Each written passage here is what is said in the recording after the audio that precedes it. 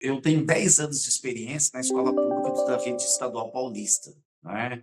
E me formei na Universidade Federal do Mato Grosso do Sul, fiz mestrado em Educação Matemática aplicada à sala de aula e tenho 5 anos na rede privada, entre cursinhos pré-vestibulares, ensino fundamental e ensino médio. Então, a minha experiência profissional com a escola durou aproximadamente 15 anos.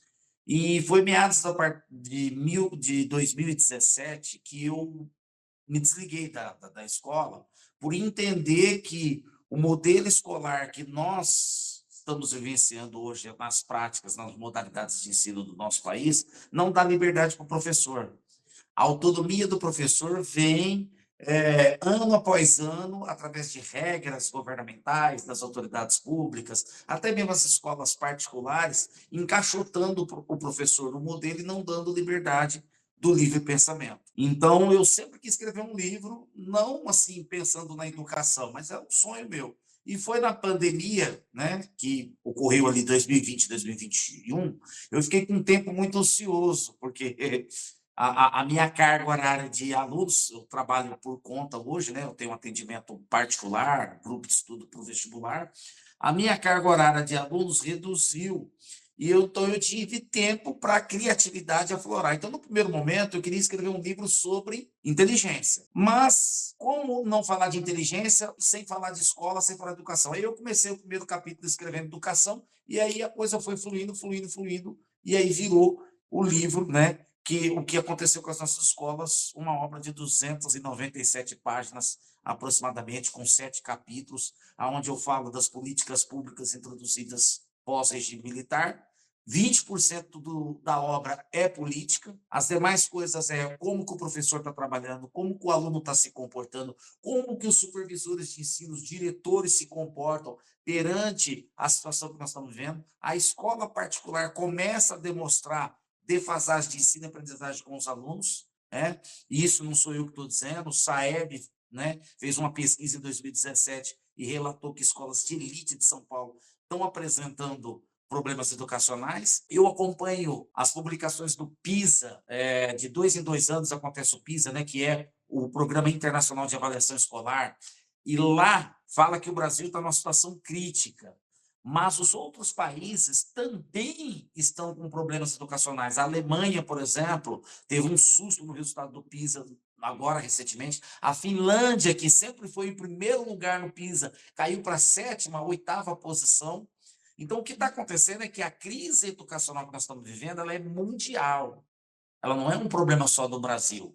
E eu já vinha percebendo isso há alguns anos. E durante aquele período de pandemia, que ficou situação crítica, todo mundo, né, preocupado com a questão da saúde, das crianças, foi o momento em que eu percebi que houve um descaso em relação à educação no tratamento da pandemia, porque nós tivemos aulas online e os alunos não assistiram, não acompanharam. Eu pude ver de perto os alunos voltando a acordar meio-dia, ligava o computador lá da aula online e voltava a dormir. Esses são relatos que eu peguei com mais de 150 alunos aqui da minha cidade. Eu falei: se você está assistindo a videoaula, fazia uma pergunta.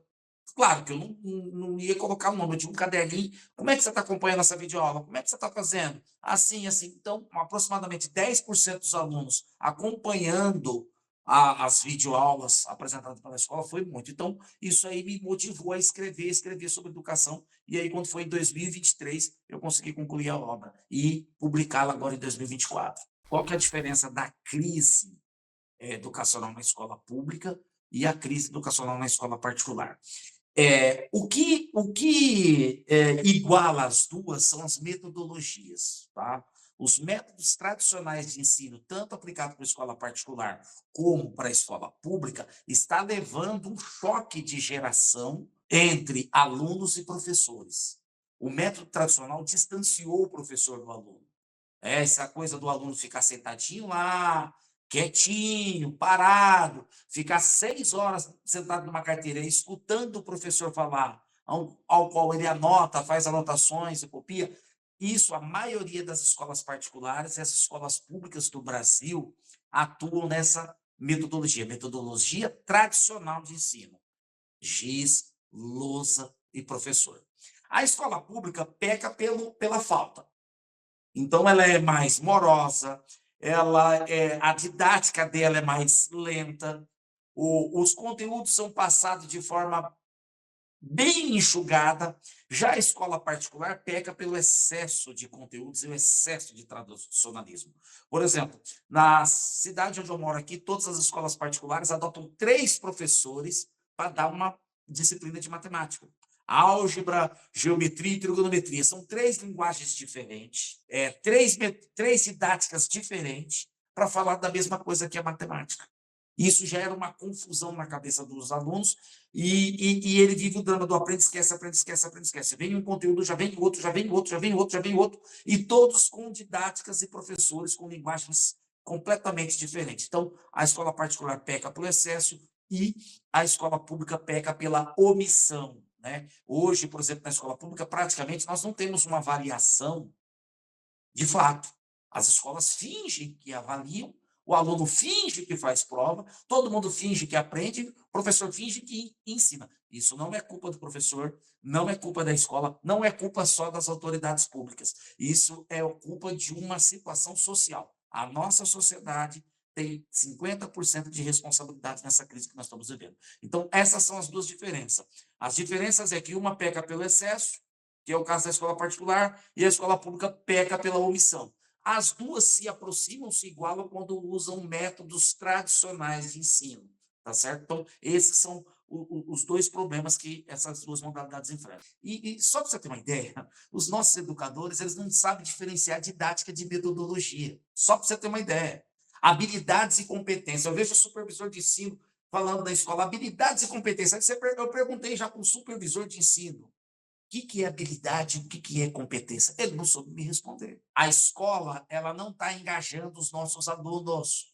Nós estamos perdendo para a rede social.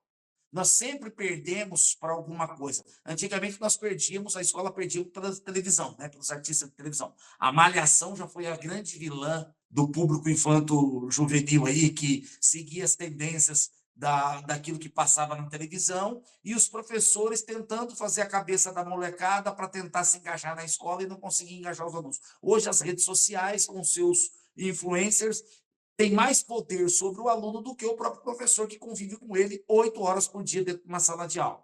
Então, nós precisamos de ter uma escola que engaja, é engajadora. Uma escola que seja um local onde o aluno queira estar. E com métodos tradicionais de ensino, nós não criamos esse modelo.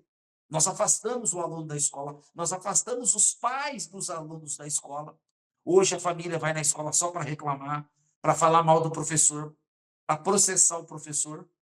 Antes, o meu pai frequentava nossas escolas. Por quê? Porque eu tinha uma escola engajadora. Nós tínhamos um grupo de fanfarra, time de futebol de salão, time de vôlei. Então, nós tínhamos todas umas práticas culturais e esportivas que aproximavam as famílias da escola. Então, o pai ia lá torcer para o time de futebol do filho, ia torcer para a fanfarra. Tudo isso foi tirado de dentro das escolas. Por isso que é o nome do livro, O que aconteceu com as escolas. Porque se você pegar a sua mãe e seu pai, eles vão dizer o seguinte: olha, a escola de antigamente, nós não tínhamos escola período integral, nós não tínhamos esse monte de conteúdos, nós aprendíamos. E não tinha computador e nem internet. Então, houve um desengajamento dos alunos. Relacionamento aluno-professor se tornou palco de conflitos e disputas. O professor não entende mais a linguagem do aluno, o aluno não quer saber mais do professor e houve um distanciamento. Então, as políticas públicas introduzidas no Brasil, década de 90, foram introduzidas com o objetivo de combater a evasão escolar. Hoje nós estamos com 95% das crianças nas escolas matriculadas, né? Na média nacional aí. Está todo mundo estudando. Ninguém está fora da escola. Tanto é que se você pegar na década de 80, 90, não sei se vocês é desse tempo, lembram disso? Nós tínhamos as crianças abandonadas na Praça da Sé, né? Na Candelária, no Rio de Janeiro. Hoje isso não existe mais, porque toda criança está dentro da escola. Só que hoje nós temos a evasão mental e emocional. O aluno está presente, mas ele não está engajado com as propostas pedagógicas que a escola apresenta para ele. Ele está totalmente fora da realidade. O modelo tradicional, ele não precisa ser substituído, né? A proposta da minha obra não é substituir o modelo tradicional e reinventar a roda, e sim propor novas metodologias e novas abordagens além do ensino tradicional. Bom, o que a tecnologia proporcionou para a educação no Brasil? Atraso. Tá? Atraso. Eu vou explicar para você aqui por que, baseado em dados. Saiu os dados do IDEB agora, recentemente, e o Brasil até comemorou, porque os municípios atingiram as metas pré-estabelecidas para a educação. Maioria das escolas que atingiram as metas pré-estabelecidas foram do Nordeste. Escola Quinhal do Piauí, Pedra Branca, escolas que não têm acesso à internet, tiraram notas melhores que as escolas de São Paulo, que têm total acesso à internet, né, conexão e tal. Talvez a tecnologia, da forma como ela é usada, é o que está sendo um problema maior. Porque talvez a hora que eles começarem a ter acesso à internet lá e ter tecnologia, os alunos começam a cair o rendimento. Por quê? O que eu percebi? Tem uma cidade no sertão do Piauí, que a cidade mais próxima a ela está a 120 quilômetros. A cidade está isolada, não tem internet. E eu assisti um documentário no Curta, por que a cidade conseguiu atingir um patamar educacional, tanto no SAEB como no IDEB? A molecada não tem o que fazer, eles fazem as tarefas da escola. Chega da escola de manhã, meio-dia, senta para estudar, fazer as atividades escolares.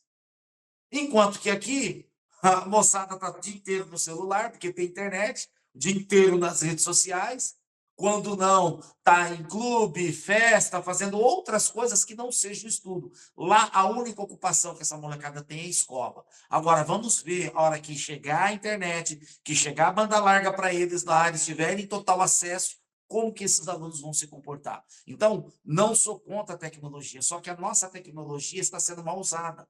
As escolas ainda não adquiriram uma metodologia para fazer com que a tecnologia se torne uma aliada.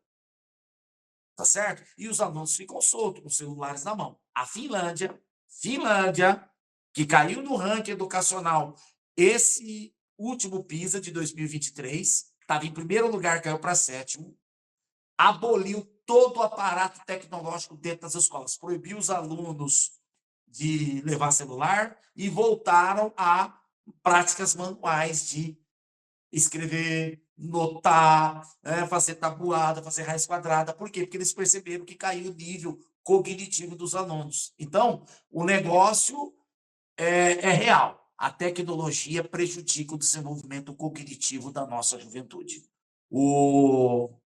Inclusive, está citado aqui no meu livro uma experiência feita nos Estados Unidos. Hoje, a neurociência atesta que a partir dos 14 anos é que se pode dar celular para um jovem. Se você, como pai, dá celular para uma criança de 8, 9, 10 anos, você está comprometendo o desenvolvimento cognitivo do seu filho. Aí, a conta, quem vai pagar é você. Então, hoje, todo jovem ele deve adquirir o primeiro aparelho de telefone celular a partir dos 14 anos. Antes disso, é prejudicial ao seu desenvolvimento. Até 1980, nós tínhamos uma taxa de analfabetismo que chegou a 36%. Analfabetismo. Pessoas que não sabiam ler e escrever o próprio nome. E tinha aproximadamente 30% dessa população que não tinha registro civil. Olha só como que o Brasil estava atrasado, né, nesse quesito. As políticas públicas introduzidas pós-regime militar visava universalizar o ensino para combater duas coisas, a evasão escolar e o analfabetismo.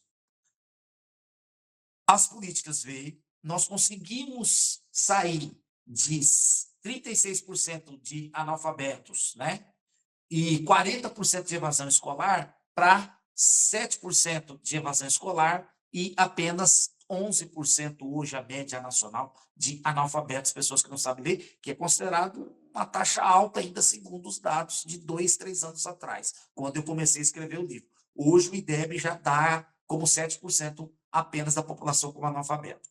Tranquilo. Só que o problema não é o analfabetismo crônico, né? Aquele que a pessoa não sabe ler e escrever. O analfabetismo funcional. O que é o analfabetismo funcional? É O indivíduo portador de diploma que não sabe escrever corretamente, não sabe ler corretamente, não tem raciocínio lógico, não tem uma interpretação racional da realidade. Nós temos advogados que não sabem escrever uma petição, médicos que não conseguem ler um dado estatístico com números relacionados à saúde pública. E eles estão no mercado de trabalho, com diplomas universitários, com diplomas acadêmicos atuantes. São pessoas assim que têm uma posição privilegiada, porque tem curso superior, mas não sabem ter uma interpretação real da nossa realidade, como cidadão, né, educado. Porque o papel da educação, segundo a Constituição, é formar cidadãos críticos e conscientes dos seus direitos e deveres. E o que é formar, o que significa, melhor, formar cidadãos críticos e conscientes dos seus direitos e deveres numa sociedade científica, tecnológica, em constante transformação?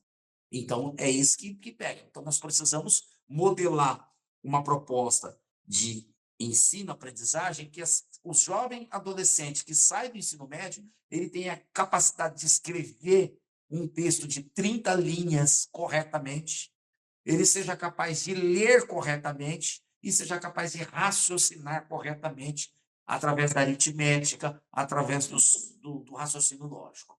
Primeiro, nós temos que entender o seguinte: existe 4 pilares da educação, né? Quando uma criança ela entra numa escola, ela precisa aprender a conviver, aprender a conhecer, aprender a fazer, né? Que é básico, e aprender a aprender. Esses são os princípios, né?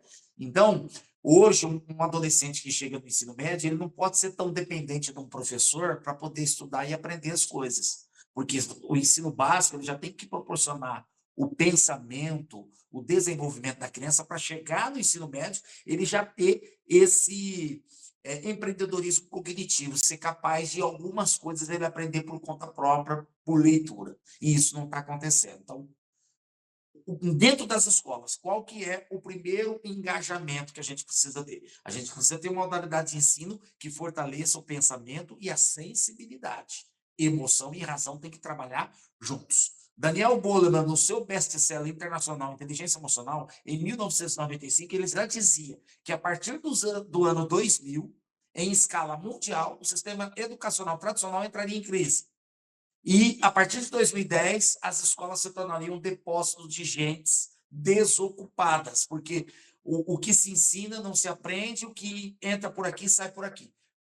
Jean Piaget, que é um dos maiores educadores educacionais do século passado, há 100 anos atrás, ele dizia: não vamos conseguir educar sem atividade pensante, o pensamento crítico. E no Brasil parece que a educação morre de medo do pensamento crítico, do pensar, do analisar, do criticar, do se posicionar. E a sensibilidade, que é o quociente de inteligência emocional, aonde a gente vai estabelecer as relações. Porque a criança, ela sai da escola, ela sai de casa aos 6 anos de idade e vai para a escola para se sociabilizar. Esse é o primeiro critério. É onde ela vai conhecer o mundo, ela vai estar em contato com as primeiras regras sociais, né, com o professor e tudo mais. Quando ela chega na adolescência, essa formação já tem que estar estabelecida. Certo? E as nossas escolas, quando ela cria o regime autocrático, né, autoritário, vamos dizer assim, de aluno lá, professor aqui, só o professor fala, o aluno escuta e faz notação e se comporta do jeito que a gente espera dele, nós não estamos criando condições para essa criança aprender. A Maria Montessori, que tem um dos métodos mais sofisticados do mundo, ela dizia: nós temos que deixar a criança agir. A partir do agir da criança é que nós vamos delegar a ela o processo de ensino-aprendizagem, vamos conduzir. Por quê? Porque nós precisamos ter escolas que desenvolvam habilidades e competências. Não é mais o quanto eu sei de matemática, o quanto eu sei de português. O básico, raciocínio lógico, leitura você tem que saber. Mas quais são as habilidades que isso se insere em minha formação? Eu tenho habilidades esportivas. Eu preciso aprender uma carga excessiva de matemática? Eu preciso aprender uma carga excessiva de química e física? Ah, ou eu tenho habilidades musicais. Então, nós temos que, o primeiro passo é diversificar o modelo de escola. Tá? Esse modelo de escola, nós temos um modelo único para 4,5 milhões de estudantes hoje no ensino médio. Então, esse modelo único atrapalha. Diversificação. Segundo, trazer os pais para dentro das escolas para ter um patamar de convivência social com o professor, aluno, diretor e o ambiente escolar. Como que nós vamos fazer isso? Introduzindo mecanismo de socialização, o esporte, a música, o entretenimento, o teatro, tá certo?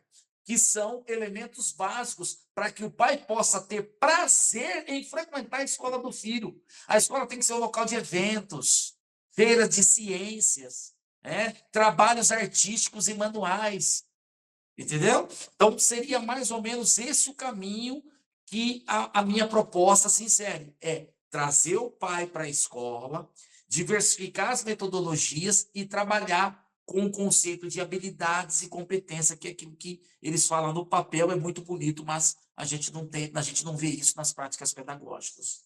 Singapura passou pelo mesmo problema que nós aqui. Quando começou o boom econômico, da globalização, que eles começaram a crescer economicamente, o país passou a crescer a taxas de 5%, 6% ao mês. O que aconteceu? Chegando a internet, chegando as redes sociais, o Vietnã do Sul, que é um país capitalista, mas eles agiram rápido, porque eles começaram a perceber que o jovem, conectados com as redes sociais, passaram a perder o respeito que eles tinham com o professor. O jovem começou a enxergar não o professor mais como mestre, mas como uma pessoa comum. E alguns conflitos dentro de sala de aula começaram a acontecer, coisas que eles não tinham antes. Para você ter uma ideia, nos países asiáticos, o conteúdo básico, a primeira coisa que a criança aprende na escola é o Kung Fu. Kung Fu, porque artes marciais, porque domínio da mente, das emoções e controle total absoluto do corpo. E vendo o que eles fizeram lá, o que eles proporam? Opa, os alunos não estão querendo mais ser professor, estão querendo ser engenheiro, estão querendo ser advogado. Eles fizeram um trabalho maciço na carreira da profissão de livre docência, levando o patamar de ganhos, levando o patamar de respeito social, e aí mais alunos, com habilidades e competências altas passaram a querer ser professores, porque a profissão de professor é a primeira que se desgasta com a ascensão do capitalismo. É uma das primeiras, porque eleva o patamar das outras profissões, e se você não tiver políticas públicas que melhore a condição do professor, o professor fica lá embaixo, e aí se torna uma profissão desinteressante e desrespeitada pela própria sociedade que eu tenho. Primeira coisa, nós não precisamos criar uma disciplina para isso. Aqui no estado de São Paulo criaram o projeto de vida. E aí fica lá a filosofia, os alunos tiram sarro. Eles estão aqui comigo, aqui, eles tiram sarro. Falam, isso é uma boboseira, é uma porcaria. Eles falam desse jeito. E não é um ou dois, meia dúzia que estão falando. Aí você percebe o desengajamento das escolas. O projeto de vida é um negócio legal, vou fazer um projeto para minha vida profissional futura. E eu pergunto para eles, mas não é interessante essa matéria? Isso é balela, conversa para boi dormir. Então, isso mostra que o ambiente escolar está desinteressante. Está desinteressante. Então, nós precisamos fazer o seguinte, diversificar o número de escolas. Hoje eu defendo 5 modelos de escolas, tá? Para o ensino médio.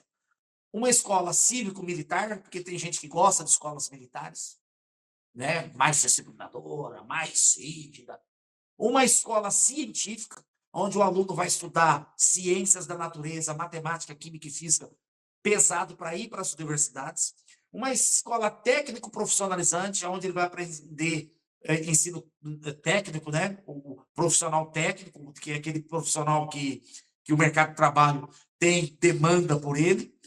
Uma escola de formação social, onde vai formar os advogados, os professores, onde vai trabalhar a filosofia, o português, a geografia, vai dar ênfase nas áreas humanas, e uma escola artística cultural. Matemática, português, história, geografia em ciências, estão em todas as escolas, mas ela vai dar ênfase, essa escola artística, ela vai dar ênfase em arte cênica, teatro, música, esporte. Porque, por exemplo, se você pegar hoje numa periferia de São Paulo, dificilmente você encontra um jovem que mora numa favela de Higienópolis que não curte um rap. É cultura local. Então, nós vamos educar ele a partir da cultura da vivência dele. E aí você bota uma escola lá que tem rigidez de matemática, rigidez de português, que cobra disciplinas científicas que não tem nada a ver com a realidade dele. Então, eu acho que essa primeira coisa, essa diversificação de escolas, vai colocar cada aluno com seu interesse e com suas habilidades e competência em cada uma dessas escolas. Nós temos 4,5 milhões de estudantes no ensino médio e dá para fazer isso. Para os professores, eles se sindicalizaram, né? Eles acreditaram que os movimentos reivindicatórios da PUESP, aqui em São Paulo, que é o Sindicato dos Professores, aqueles movimentos grevistas de 1980, iriam fazer com que eles criassem um movimento educacional e proporcionasse para eles a valorização que eles tanto almejam. Porque professor sempre ganhou mal no Brasil, não é de hoje. Desde 1930, quando Levi Strauss veio da França para fundar a USP, o professor já ganhava mal, certo? A diferença agora é que, além do professor ganhar mal, ele tem o desrespeito moral da sua profissão. As pessoas estão indo nas salas de aula, nas escolas, desrespeitar e deslegitimizar o professor. Isso é péssimo para a educação. Então, o professor não tem o respaldo moral que ele tinha antes. Antes, o professor ganhava mal, mas todo mundo respeitava o professor. É o professor do meu filho. Então, o professor, ele precisa entender que o movimento é uma regulamentação do ensino no Brasil. Aqui no estado de São Paulo, nós temos várias categorias profissionais. Existe engenheiro, enfermeiro entrando dentro da sala de aula para substituir o professor. É professor de biologia substituindo professor de matemática. É uma bagunça aqui de troca-troca de professor, um rodízio de professor que desrespeita e desgasta a imagem do professor. Então, nós precisamos ter uma regulamentação de ensino no Brasil e dizer quem pode e quem não pode entrar dentro da sala de aula. Certo? Isso nós só vamos conseguir com um conselho regional de profissional de livre docência, como tem o CREA da engenharia, o Conselho de Medicina, o CONFEP da educação física, de psicologia. Todas as profissões têm proteção, menos a do professor não está protegido. Deu-se a ideia no Brasil de que qualquer um pode ser professor da rede pública. Para você dar aula na Universidade Federal do Paraná, se você não tiver, no mínimo, doutorado, você não entra lá. Na USP, mesma coisa. Na escola pública é uma bagunça. Qualquer um pode entrar e dar aula. Esse é o primeiro ponto. Para as mães, os pais, a sociedade no geral, nós estamos vendo aí, alunos com forte índice de ansiedade, obesidade, diabetes aos 12, 13 anos. O que é isso? O desengajamento das escolas. Mas meu filho fica só no celular, professor, porque você só deu para ele a única opção, celular. Se você tivesse montado uma biblioteca na sua casa, colocado um jogo de xadrez, banco imobiliário, tivesse diversificado o aparato cultural dentro da sua casa, talvez hoje ele não estaria assim, dessa forma. E o que nós precisamos ter dentro das escolas é essa diversificação cultural. Porque se a única ferramenta que você tem é um martelo, todo problema que aparecer, você vai achar que é um prego. E é o que está acontecendo. Modelo único educacional, que ninguém aguenta, cria esse dispositivo. O aluno, ele evade para as outras coisas. Então, nós precisamos ter essa diversificação cultural. Só para fechar, a sociedade tem que se conscientizar. Mas, Luiz Caio, por quê? Muitos fazem pergunta, por que acabou fanfarra, acabou os aparatos culturais e esportivos dentro da escola? Uma coisa muito simples. MEC, Ministério da Educação e Cultura. Até hoje, a gente fala MEC, Ministério da Educação e Cultura. Mas lá atrás, eles separaram o Ministério da Educação do Ministério da Cultura. E quando eles fizeram isso, as verbas que iam para as escolas para comprar instrumentos musicais para fanfarra, comprar bolas, rede, todo o aparato para praticar esporte, passou a ser destinado para a cultura. Essa separação ocasionou parte dessa destruição cultural e educacional que nós estamos vivendo hoje. Tanto é que o MEC até hoje está Ministério da Educação e Cultura, e não tem mais cultura dentro das escolas. Tá certo? Então, essa é a conscientização que eu falo para todos, que eu peço a todos os pais, se preocupe com a educação do seu filho, se preocupe com o que está acontecendo nas escolas, porque isso vai ser o futuro da nossa geração. Nós estamos entrando numa situação caótica de sociedade. Eu moro numa cidade de 56 mil habitantes, os comerciantes já não estão conseguindo mais contratar jovens na faixa etária de 14 a 24 anos, porque não tem senso de compromisso, todos distraídos, não tem senso de responsabilidade, perde hora, perde momento, não consegue fazer um atendimento correto daquilo que os comerciantes exigem, e por aí vai. Seria esse o meu apelo.